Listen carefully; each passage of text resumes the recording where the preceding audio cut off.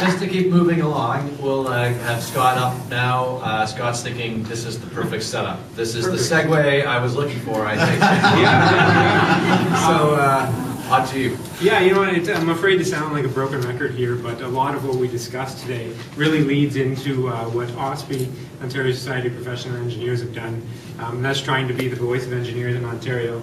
So I think I'd actually like to just give a quick summary from what I've heard today from everybody. We had Richard Joy here from the Toronto Region Board of Trade, representing the economic interests, saying, hey, we need a transit policy and we need transit being built and we need to fund it. You know, that's their point of what they said. What I heard from TTC Chair Maria Ajameri was that, yeah, we're 30 years behind transit planning. You know, we need to get going with some of this. We're over capacity as it is on our routes, and we need to get going.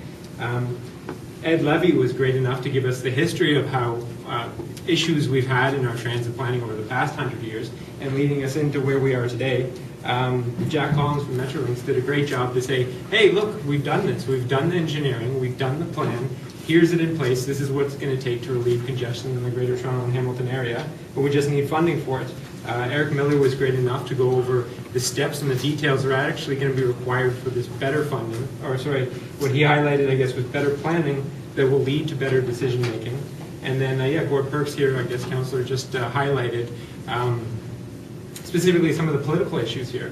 So as members of the Ontario Society of Professional Engineers, we thought it'd be important to include our technical viewpoints on the impact on everything that's been going on. Because we have been a little concerned because we have noticed that there hasn't been expediency in the decision-making process, and we're curious as to why. And so what we did was we looked at all the studies that were done regarding the relief line, regarding the next wave projects, everything that's being proposed here. There has been a lot of studies into this right now. And we said, okay, well, let's review the thing, all the studies, and see what they say. And so trying to be the independent third-party reviewer, we were hoping that our voice would be better heard by the public and as well as politicians and the media to be impartial on this topic. And that kind of leads into the title of the paper which we released. It's called Let's Get the Engineering on Track. So this is just a figure of the relief line that was in a 2012 TTC study. This was supposed to provide background, but you've gotten a whole day of it so far. But what we're really talking about here today is this eastern leg that goes from the Danforth line, connects near Pape Station into the downtown. There's been other examinations that looked into other transit potential possibilities going up to Eglinton or extending further west. But the eastern leg is what we're highlighting on, because the critical issue is that the Yonge subway is at capacity. Currently today it's over capacity. There was comments here we said earlier that it's the most capacity transit line in all of North America except for New York. And we've all identified that, and that's what needs to be solved here. Some of the other facts that came out of this report, and Eric Miller touched on as well, was that population in the downtown area is expected to increase by 83%. And along with that, as well as we're having inter-suburban movements throughout the Greater Toronto and Hamilton area, it's still projected that the transit demand into the downtown core is going to increase by 55% by 2031. So there is the need for all these transit projects. Now, we identified two engineering issues that I want to talk about today. And that's specifically that there hasn't been enough talk about how lengthy the process is going to be once it's decided. I believe that, Jack, you can correct me if I'm wrong, but Metrolinx came out and said it would take 11 years once you get the go-ahead to build the relief line subway. It's a long process. It takes a lot of things to do before shovels can actually hit the ground. What Metrolinx usually does is they do a benefit case analysis to identify that it is a project worth proceeding with. I believe they've done that, and they're continuing to go into that. And then what needs to be done is needs to do an environmental assessment, and you have to find out the funding arrangements and the procurement and delivery methods must be negotiated before you go into the actual details of the planning, design, and engineering. And that's where we come in, and we're trying to get the engineer on track, trying to move that forward, because there's a lot of considerations here that we discussed that need to be looked at in more detail.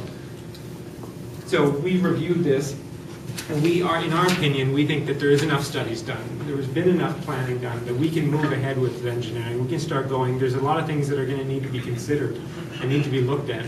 And because it's going to take 11 years, it's better that we start as soon as possible to get going with this work.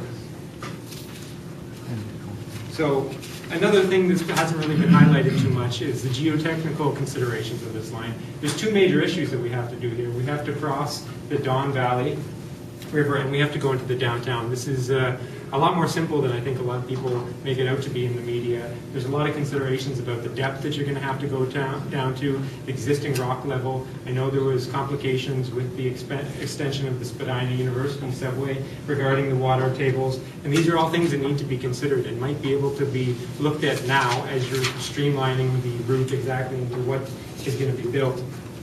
So this just leads, I guess, to our recommendations that we came to, was that the relief line should be prioritized among all the next wave of Metrolinx's projects. But this isn't to say that there's anything wrong with the existing next wave projects. We fully endorse that.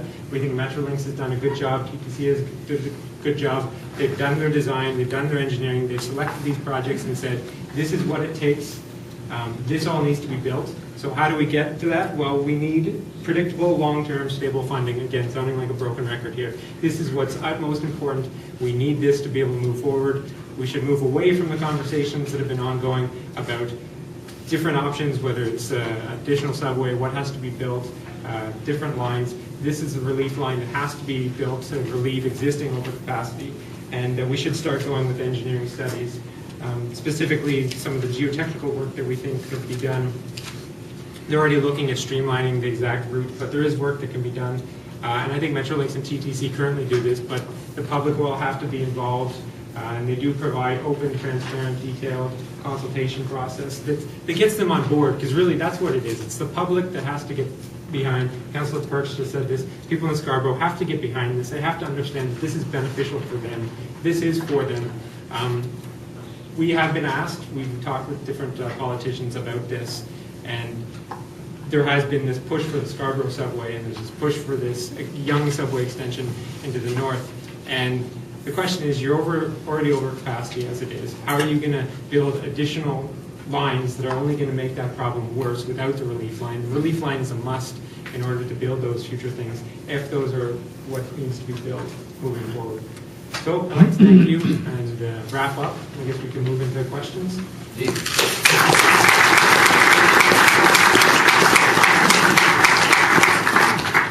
So what I'm thinking, first of all, Councillor, I'm just mindful of your time. How much of it? 15 minutes. Okay, all right, well, that would work. Do we have any more chairs? Because I wouldn't mind actually even, I'm going to suggest we might even invite